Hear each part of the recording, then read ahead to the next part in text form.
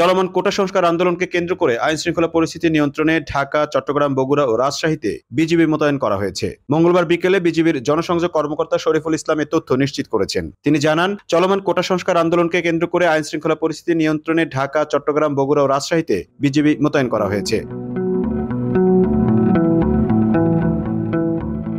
উল্লেখ্য, কোটা সংস্কার আন্দোলন প্রসঙ্গে কথা বলতে গিয়ে গত রোববার প্রধানমন্ত্রী শেখ হাসিনা মন্তব্য করেন, মুক্তিযুদ্ধ নিয়ে এত ক্ষোভ কেন? মুক্তিযোদ্ধার নাতিপুতিরা কিছুই পাবে না, রাজাকার নাতিপুতিরা সব পাবে। প্রধানমন্ত্রীর মন্তব্যে ক্ষিপ্ত হন কোটা সংস্কার আন্দোলনকারীরা। তারা ধরে নিয়েছেন রাজাকারের নাতিপুতি তাদেরকে বলা হয়েছে। তাই প্রধানমন্ত্রীর মন্তব্য প্রত্যাহারের দাবিতে এবং কোটা সংস্কারের এক দফা দাবিতে রোববার মধ্যরাত থেকে আন্দোলনে নামেন ঢাকা বিশ্ববিদ্যালয় সহ বিভিন্ন শিক্ষা প্রতিষ্ঠানের শিক্ষার্থীরা। গতকাল সোমবার দুপুর থেকে আবারও বিক্ষোভ শুরু করেন আন্দোলনকারীরা। ঢাকা বিশ্ববিদ্যালয়ে তাদের সঙ্গে সংঘর্ষে জড়ায় ছাত্রলীগ। বিকেল ৩টা থেকে রাত ৯টা পর্যন্ত থেমে থেমে চলা সংঘর্ষে ৩ শতাধিক শিক্ষার্থী আহত হন। রাত 10টার পর আন্দোলনকারীরা নতুন কর্মসূচি ঘোষণা করেন এবং সারা দেশের সব পর্যায়ের শিক্ষার্থী ও সাধারণ মানুষকে তাদের সমর্থনে রাস্তায় নেমে আসার আহ্বান জানান।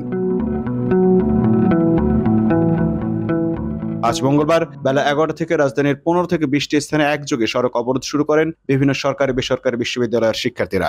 অবরোধে গোটা রাজধানী অচল হয়ে পড়েছে। পাশাপাশি চট্টগ্রাম, রাজশাহী, রংপুর, বগুড়া সহ দেশের প্রায় সর্বত্র শিক্ষার্থীরা সড়কে নেমে এসেছেন। দুপুরের পর থেকে ঢাকার সায়েন্স ল্যাব ও চানখারপুল এবং ঢাকার বাইরে বিভিন্ন স্থানে আন্দোলনকারীদের সঙ্গে ছাত্রলীগ ও পুলিশের সংঘর্ষ শুরু হয়।